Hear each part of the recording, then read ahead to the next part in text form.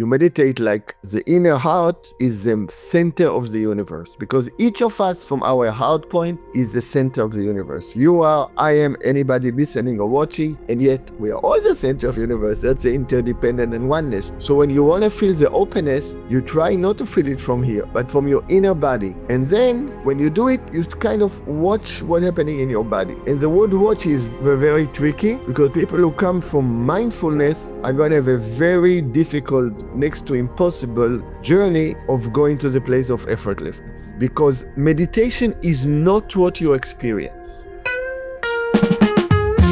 Welcome to the Radical Responsibility Podcast. I'm Dr. Fleet Mall, and I'm excited to guide you on a journey of authentic transformation. In each episode, I'll bring you insights from leading experts to explore trauma recovery, mindfulness practices, positive psychology, and innovative breakthroughs in health, wellness, and life optimization. This is a space for real conversations that inspire meaningful change, helping you find alignment with the person you are always meant to be. Let's get started.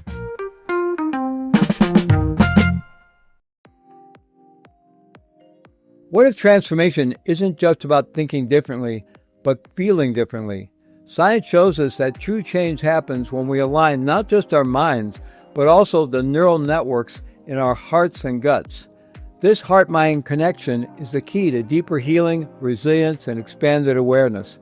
That's why I created the Heart-Mind All-Access Membership and Community, a space designed to help you rewire your nervous system, cultivate heart intelligence, and live with greater clarity and purpose. With over 1,000 hours of transformational teachings specifically curated to meet your needs, you'll learn from world-renowned meditation teachers, neuroscientists, and experts in neuroplasticity, all sharing powerful tools to help you shift your mindset and heart set, regulate your emotions, and unlock your full potential. You'll also gain unlimited access to every summit and course we've ever produced, a treasure trove of wisdom worth over $10,000 and growing, plus live gatherings and an inspiring global community to support your journey. If you're ready to step into a more heart-centered, connected, and conscious life, I invite you to join us.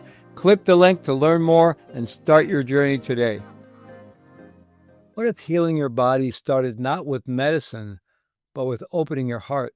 In this profound conversation, I'm joined by Dr. Isaac Eliaz, a pioneer in integrative medicine whose journey bridges the ancient wisdom of Eastern traditions with cutting-edge Western science.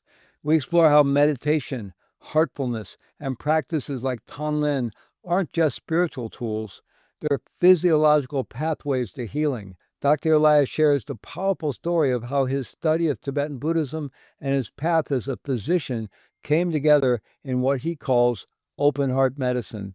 This episode invites you to shift from survival mode into a life of deeper presence, compassion, and resilience. Let's dive in. My name is Dr. Fleet Mall, your co-host for this session, and I'm thrilled to be here today with friend and colleague, Dr. Isaac Eliaz. Welcome. Thank you, Fleet, for having me. I love our conversations over the years. So, Dr. Eliaz, I want to get into the origins of your work a little bit. You've spent decades pioneering integrative medicine approaches. You're deeply trained as a Western physician and in many alternative or various healing capacities, including acupuncture and so forth. And you're a longtime Tibetan Buddhist practitioner. And so I wonder if you could say something about how your journey began. Did you begin in the medical field? Did you begin in your spiritual search with Tibetan Buddhism? Did they come together? Just how did your path kind of begin that led to how your work is unfolding today? My beginning is a little bit unusual. It started at an early age, out of my own inner interest, not with the family necessarily, at the age 14. And then at the age 15, we traveled to South Korea. My father was an engineer, and I was introduced to Taekwondo, a martial art, and I had went to study a very philosophical alternative branch of Taekwondo. And I was introduced to yoga and meditation at a very early age. And so for about the age of 15, 16, I was engaged in yoga every day and in meditation, and which I carried on. So when I went to medical school, I knew I'm going to do something alternative. Actually, the knowledge wasn't there, it was early 80s, but meditation and yoga and the inner somatic awareness was always part of my being. So I went in Israel, it's a 6-year medical school. I went through it while training in shiatsu, training in Chinese medicine, and having a pretty regimented daily meditation practice, starting with more for your regular yogic Indian meditation, Sikh meditation. And then when we came to the US, so I can deepen my Chinese medicine education and get Master of Science in Chinese medicine, I met my root Lama. We became very close. I was his doctor for many years, including being there when he left his body in Brazil many years later. And then Vajrayana became really what I focused time-wise. And so, also for many years, for 20 years, I would go to the mountains for 2-3 months a year. And for 10 years, I did half-day retreat. And then in 2008, late 2008, I kind of left everything, and my family was supportive and went on an attempted 3-year retreat, which didn't end at 3 years, but spent many months by myself in the Trinity Alps and had a lot of time for reflection. And this was a generation where teachings were really given, you were there one-on-one, in small groups, especially with Chagdud Tulku Rinpoche.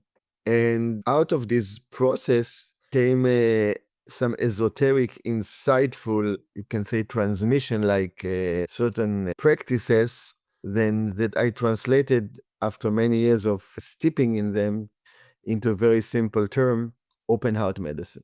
But it really encompasses at my basis, at my training from the get-go. That's what my teacher told me. My training is mainly in great perfection. That's really my full training now for almost 35 years. And within it, Tonglen became a tool of expression that I developed in a way that I can say is unique. It's different than regular Tonglen. And it's especially geared towards self-healing, multi-generational healing, and healing of others. So I know Chagdud Tulku, he's well known for being a teacher of Chud practice. And of course, Sultan Leone has emphasized that. And she was also a student of his, and she has her book, Feeding Your Demons, which is kind of an interesting psychological perspective on that. And also, if I'm not mistaken, Chagdud Tulku was also very involved in, was he a practitioner of Tibetan medicine, or did he support practitioners? He was very involved in that kind of healing aspect, isn't it? Very interesting. He was a Tibetan doctor when he was young. He stopped it. He didn't do it anymore, but he would show me some stuff from time to time. And we were very close. I mean, we can take the whole hour with stories of the connection with your teacher when he's alive, and the connection with your teacher that gets stronger when he leaves his body, and how they keep on guiding you and teaching you until they feel, okay, you're on the way, and then the opportunity to meet his next reincarnation, but better not to talk too much about it in public. And so, yes, it was a very unique, but he was a great Dzogchen master, great. It was amazing. It was really, I feel as a Westerner, at least me, I had no idea what he was talking about, honestly. It takes so many years, and for me anyway, I'm a slow learner in this sense, but I was persistent. I mean, they want to give something that is really hard to comprehend. And these days, where these teachings are read online and are popular, when you go to big retreats and you go for a weekend and for 4 days or 5 days, it's a different world. There's a reason why it's like this. There's something, our adjusted physiology is built to be able to receive in a quicker way. But there was a certain way of a dish that is cooked very slowly, but it's well cooked, it's different, right? You know it. Yeah, so this was really a very unique basis, a time where faith and devotion, and we didn't read any books, I mean, some of Tulku Ogil books were allowed, but it was just about reading our notes 25 times between 1 year and the next retreat, and really just living every word, and the ones who really took it seriously, and then having his support and kind of reflecting on it. And it's interesting, my whole family went through the process. My wife, my daughter, who is in Dzogchen lineage holder, Eliaz Lamachuni, and so it became part of our life. Our younger daughter, who is now a resident in neurology. So the idea of serving others and the caring for others became a part of the DNA of our whole family, and each of us in our own path. So I'd like Isaac maybe propose a little map for our conversation, and we don't have to stick to that, but I want to ask you something a little more about healing. how your initial study with Chagdud Tulku and then your ongoing study in Tibetan Buddhism and your training as a physician and a healer, how that intertwined in terms of your understanding of the healing process from both Eastern and Western perspectives. And then I want to shift and talk a bit about the art of meditation and really talk about kind of shamatha vipassana in the sense of stabilization practice, calm abiding, developing, training the mind to where it has that capacity to rest, and then the process of vipassana and insight that can lead to liberation. And then we'll circle back and talk about Tonglen practice and how you've integrated that into your heart medicine approach. But to begin with, how did your understanding of the healing process, both, I suppose you could say, both physical healing, emotional healing, the body's capacity to heal, of how that's facilitated by both these Eastern and Western approaches and how that's kind of evolved for you, your understanding of that? Yeah, that's a great question and a great map, a challenging one. And I had a very deep influence from Chinese medicine. I studied Chinese medicine for many years, not only formally, but also esoteric lineages. So I think meditation now has been much more assimilated in the West, is a very practical tool for the more beginner ones, more for relaxation, for reduction of stress, for being more present in this very high pace environment. And often when we meditate, and even if we feel, I'm not a great fan of the term mindfulness, but it is very popular and it serves a big role as the first grade meditation. And people can get relaxed, can feel open, but it is often from the skin out. And you can see many meditators who have a lot of meditation capacity and their health is poor. You can see it in retreats, right? I don't know, Fleet, you may have observed people go on retreat and they really get sick in retreat. They have what the Tibetan will call lung, and they can't sleep, and they don't feel well, and they get out sick. From my perspective, I want to break the bad news. Their retreat is basically imbalanced, from beginners to advanced, okay? So people can say it's karma, it's this and that. No. When your retreat is done properly, your health is going to get better. If I had a certain neck injury that caused high blood pressure, when I would go on retreat, within 3 weeks, I didn't need medication. After 7, 8 weeks, there was no medication for 1 year until I went back. Why? Because I was able to kill the stress responses, relax the sympathetic system in a deep level. Not because I focused on it, not at all. I didn't think about it, because it was a byproduct of the meditation. So one of the first parts in meditation is to connect your meditation practice to your somatic expression, to your somatic feeling. And that's a process where physiology, cellular biology, and basic knowledge is really known. The other part is to really differentiate between what we will call a essence and expression in Buddhism, between the Dharmakaya aspect and the Sambhogakaya aspect, which is inseparable in the great perfection, between our essence, openness, resting in this emptiness, and between the expression, like the sun and its rays, which are really inseparable, and that's what shines, and we see this endless object, endless expressions. And if we grasp to them, we got samsara, right? And if we rest in our true nature, we got recognition of Rigpa, we got realization, we got, nirvana in a more absolute term. But both come from the same place. It is often an error that people want to separate them. So within it, the mind, the thinking process, the clarity process, the insight process, very much comes from the third eye. Many practitioners, they feel this. And here we are up to a very challenging road, because we are trying to change our habit of analyzing, of stopping, of looking, of thinking. That's an ingrained, inherent, multi-generational pattern, behavior. And where does it come from? It comes from the basic grasping, from a Buddhist perspective, from a meditation perspective, from a physiological perspective. It is our survival response. It is automated, Fleet. It comes from the sympathetic system of the autonomic nervous system. We can't control it. It happens immediately.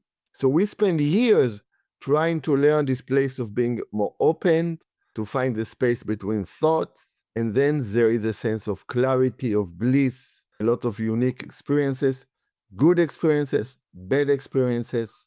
And there's a whole discussion about getting attached to these experiences. and about modern meditation systems that are based on a certain experience. And this all falls into the realm of shamatha, and the insight, recognizing the impermanent quality, falls in the quality of vipassana. And the beauty of this system is it's a simple system. There's a very defined road.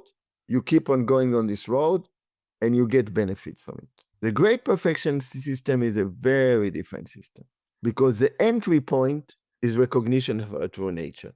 And if you take 100 people that think they have it, maybe one will have it. But the disadvantage is that when you do shamatha and you bring in the lojong and the training of the mind and the heart, you are working on opening your heart. And that's why the Vipassana Shamatha Tonglen path, and I say Vipassana Shamatha, although again, I come, now this is for not for beginner.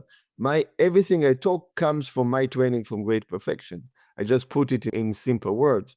So the more ordinary gradual path is like building a well-tilted field. Single Shora that brought the Tsunintik into this world would say in his Nindu practice, Vipassana and Shamatha is a well-tilled field that you can then find your true nature. So in this sense, it's a great path, and it's very practical for these times in the world where we are so busy, where we are so inflamed, where we are bombarded with stimulus, where there is divisiveness. And in this sense, it's a very useful thing. Now, when we move from the clarity to our heart, that's a different story. The heart is built to flow. It never stops. Like one of the greatest Buddhist masters of the late 20th century and early 21st in the high Himalayas, I was his doctor and studied with him, and he would say, he told my daughter and I, the heart has no concept. This was his heart advice to her when she went for a 3-year retreat, when she was 18. He says, the heart has no concept. So the heart has no concept. The heart naturally flows. And this is expressed not only from a spiritual point of view, but from the point of view of really at the center of our inner mind being in the heart, and the heart-mind connection and all the neuroscience connection, but it is also expressed in our physiology. Our physiology is built to do Tonglen. We are wired to do Tonglen. We are doing Tonglen from a point of view of physiology, otherwise we won't be alive, and I'll explain it later. So then, when we shift into our heart, there is a real shift. And the real trick is to do shamatha, vipassana, our thinking process from the heart. To think from the heart, to feel from the heart, to talk from the heart. We move to the heart. It's kind of insane when you start feeling it. And then our brain system is actually run by the heart. Then we are in a different highway where healing can happen. In the last week, and I'm kind of giving you the map road from my perspective, the last week is that the heart can open, but will the target tissue accept the change? The Buddha can be here, the Dharma teachings can be there, but will the Sangha get the teachings, Well, the Sangha in our body is our cells and our membrane receptors. Are they open to receive, or they are in a fearful survival traumatic mode because of traumas, multi-generational trauma, abuses in this life, and toxins, heavy metals, mycotoxins, radiations, post-treatment? It's all one realm. There's no separation.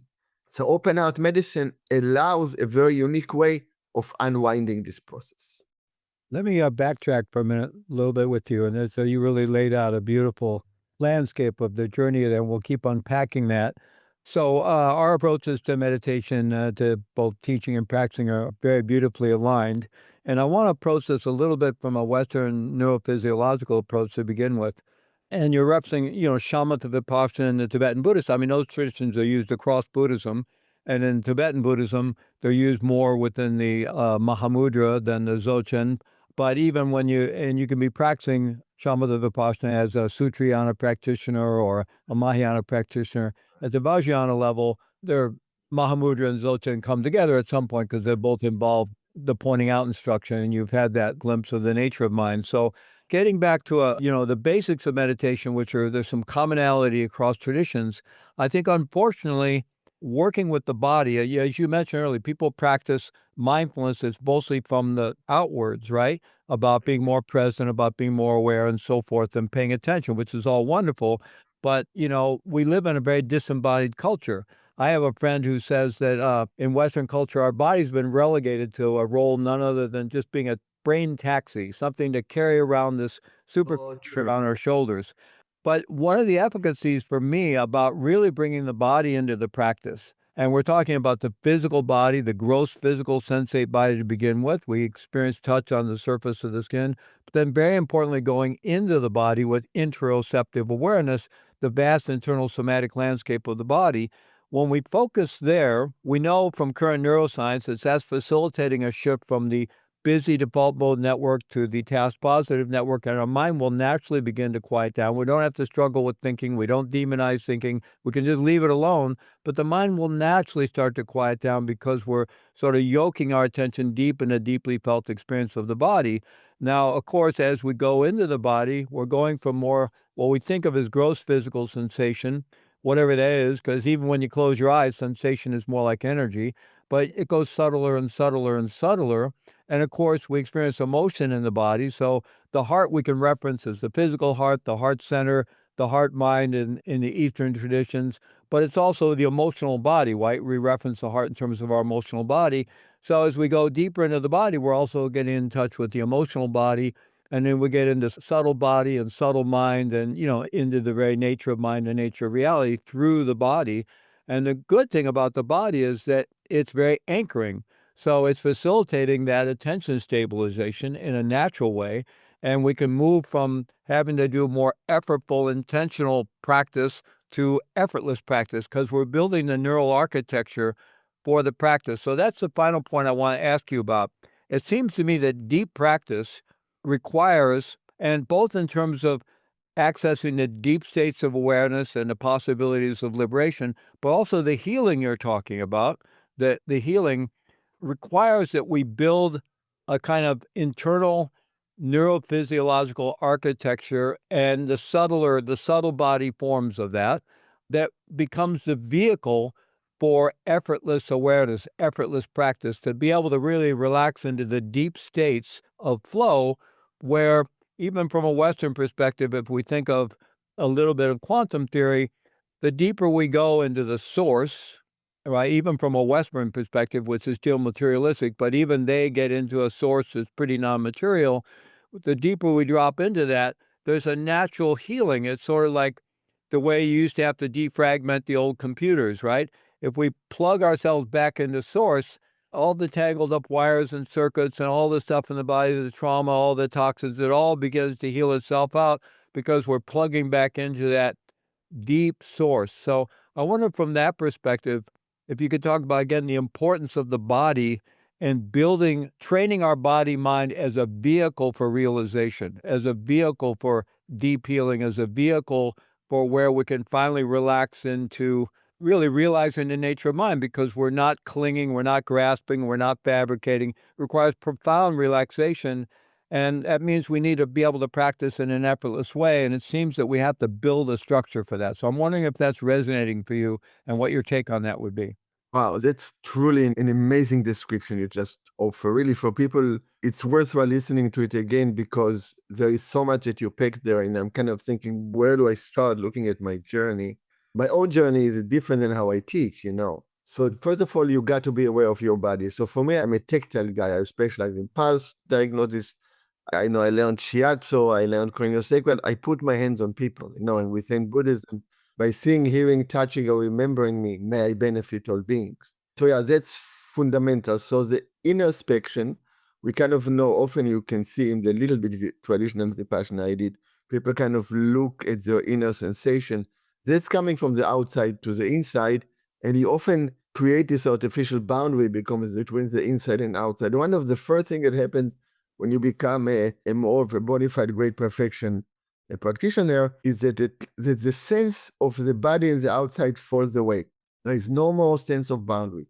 So from this sense, and Sri Shinga, when he taught Guru Rinpoche, he told him, you meditate like the inner heart is the center of the universe, because each of us from our heart point is the center of the universe. You are, I am, anybody listening or watching, and yet we are all the center of the universe. That's the interdependent and oneness. So when you want to feel the openness, you try not to feel it from here, but from your inner body. And then when you do it, you kind of watch what's happening in your body. And the word watch is very tricky because people who come from mindfulness are going to have a very difficult, next to impossible journey of going to the place of effortlessness. Because meditation is not what you experience. It's really important. I hear people saying, feel a sense of bliss, feel a sense of that. No, meditation is our relationship with what we experience. That's the level of meditation. Is it effortful? Are we antidoting? Are we watching? Oh, this is impermanent, is that? Or are we transforming? Are we accepting? That's easy, but that's profound. And are we finding freedom within the experience? That's the secret to Buddhahood. So within this, we have to understand this. And once we understand it, we have to understand that, at least my view, is every cell in our body fleet is a universe, is a person, is a living entity. It has a boundary, it has a membrane. It is affected by outside input. Just like we react to what comes to our five senses, right? And we react to our inner feelings, emotions, psychology, body sensation, right? All the classical, right, elements that are practiced. Cell does the same. Something comes from the outside that he feels safe with, the cell will relax. It will have normal physiology, normal cellular biology. Glucose will be metabolized in an efficient way. There will be no stress response intracellularly, and something called AKT, mTOR1, HIF, hypoxia-inducing factor. The cells that we are choking, oh my God, I can't breathe, right? We can be the greatest meditators. If we hold our breath at a certain point, it will make us tight. It's totally down-regulated, and we are in a place of safety. If we get different messages from the outside, due to traumas, body physiology, messages that are psychological, it will affect our membrane receptors. A lot of my work, all the way to sepsis at my NIH grants, and then it will affect our mitochondrial function. But our DNA, our epigenetics, our inner feelings within the cell will also produce a cellular effect. And that's how the inner and outer of us as a being is reflected in each of our 50 trillion cells.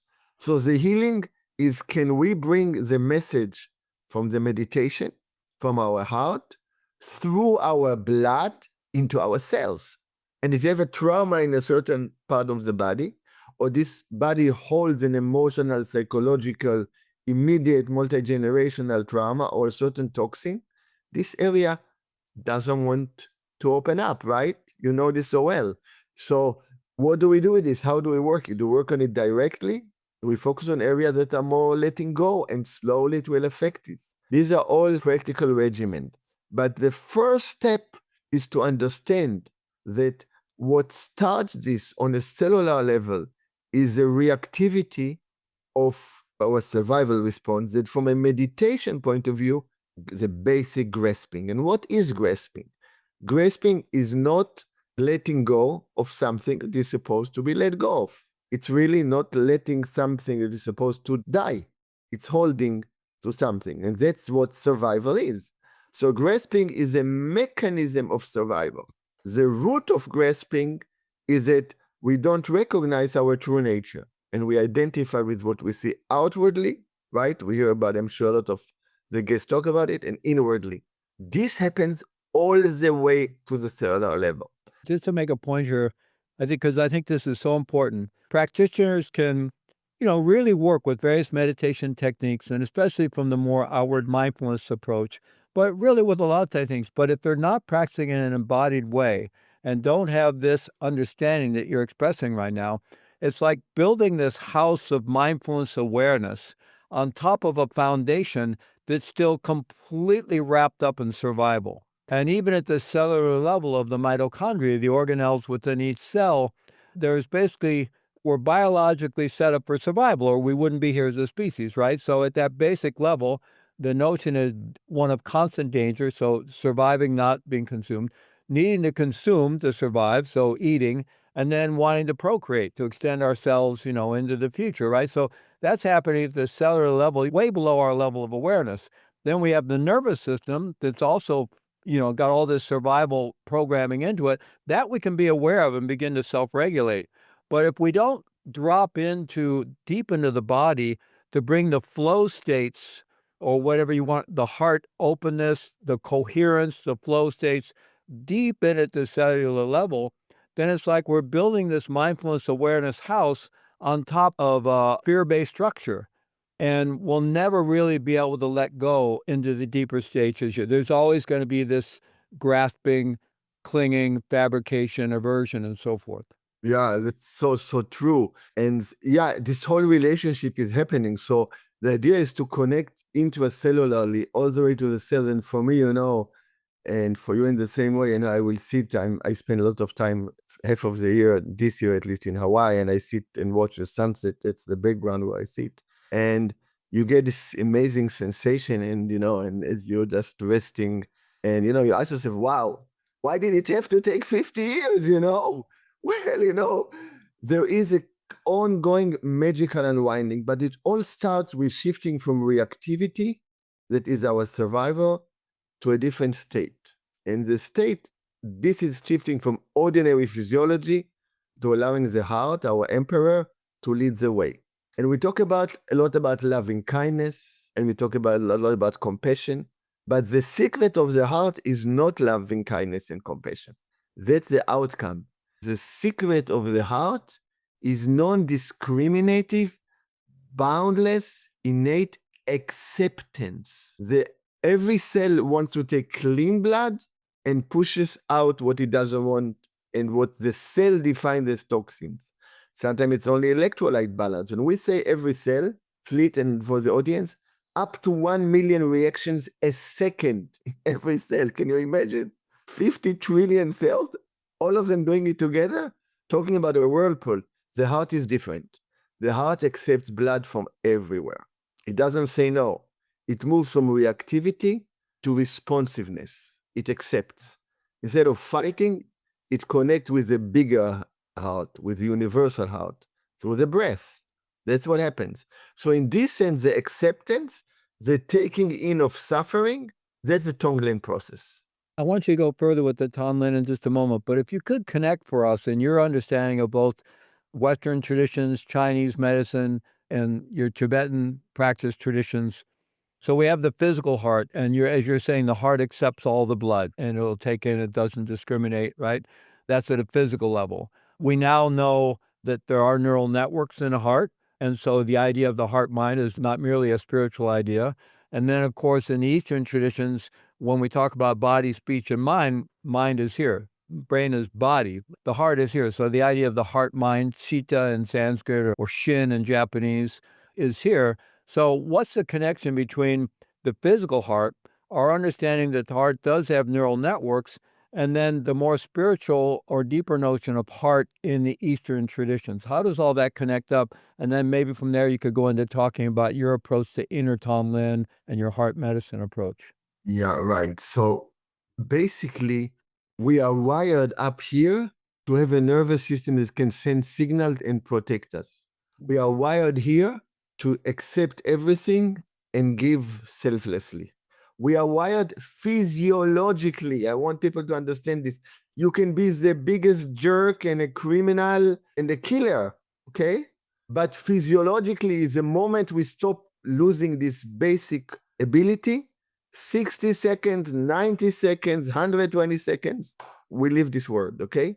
Which means that we are built to do the transformative process. It's built in us. That's why, as we all know, people want to practice shamatha or vipassana, definitely great perfection. It's a years of process. You learn it in the morning, you know it in the afternoon, you can show it to somebody else the next day. Why?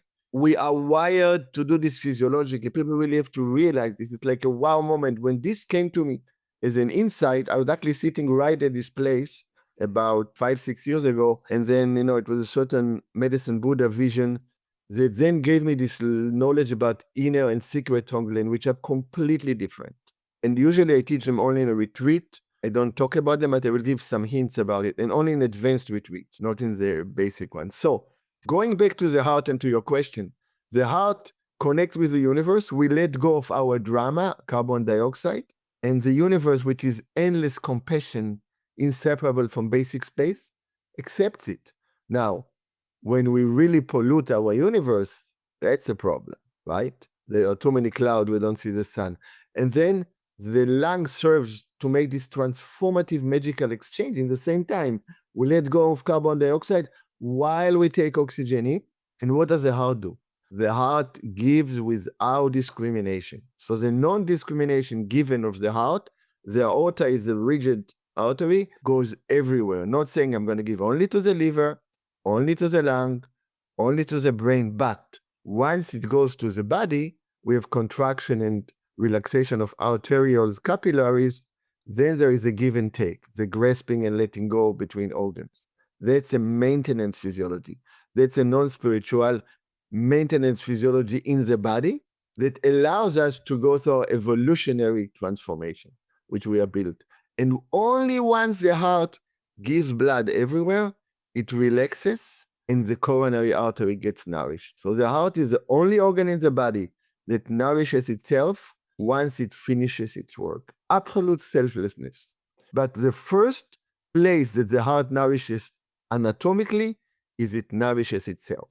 And that's the importance of self-love compared to loving others. And we see it in traditional Tonglen. When you start training, you train in working on injured aspect of yourself, right? That's exactly what we do. The trick is that in Tonglen, we take the suffering from outside and we send it outside.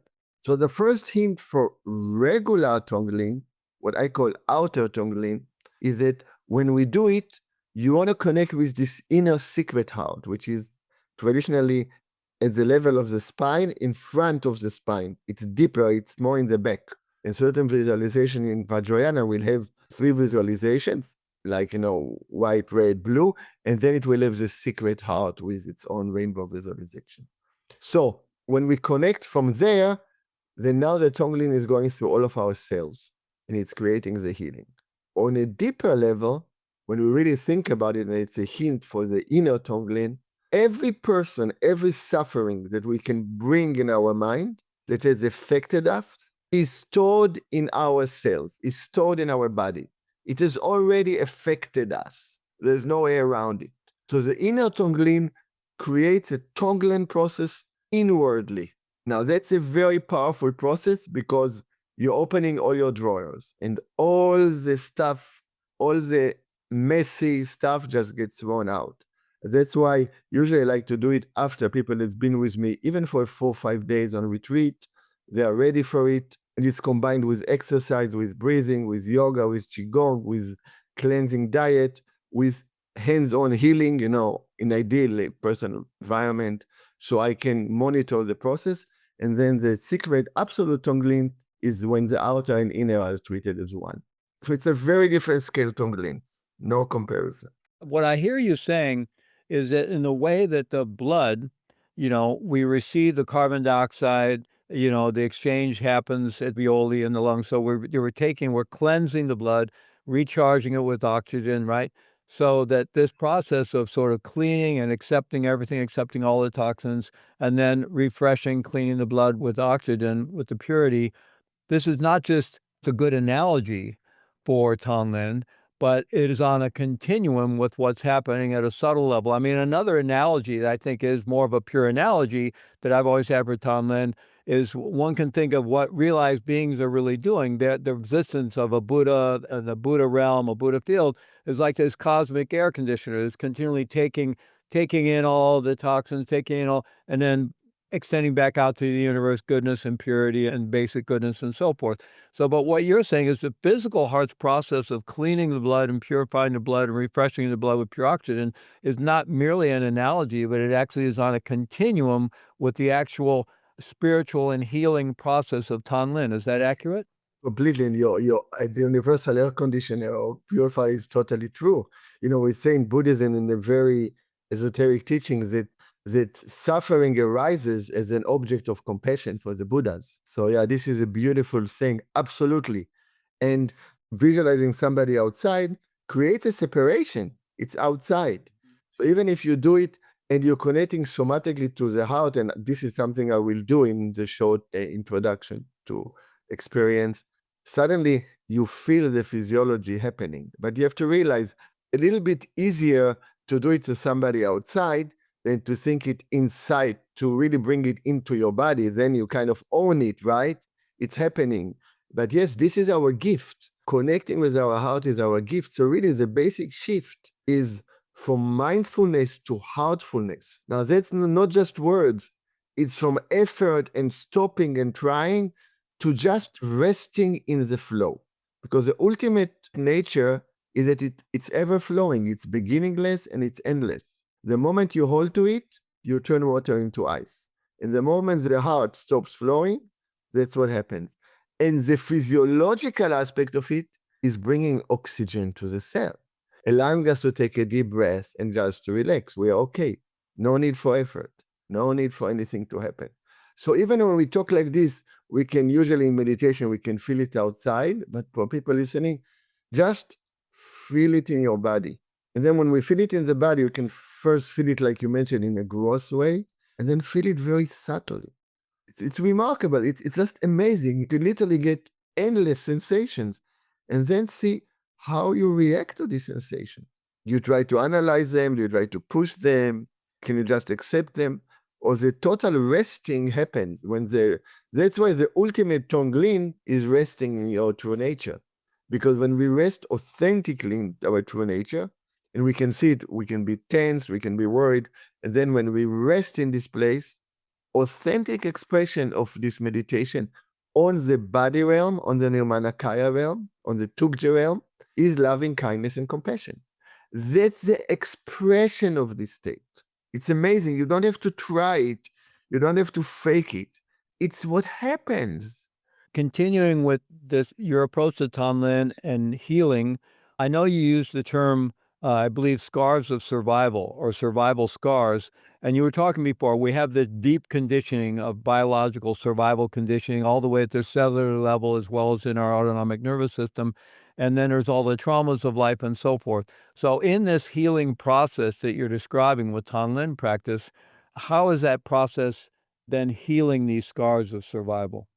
So the scar of survival can be physical scars that we inject with like procaine in the body, and brain forgets the scar, and the scar physically goes away. And these are multi-generational scars. So by accepting them, so when we accept, acceptance is required for forgiveness. When we accept, we can let go, we can forgive. So when we accept, when we're doing the Tonglen, and there's something that we are doing it for others. If you do it for your own healing, then you are back in your own egocentric point.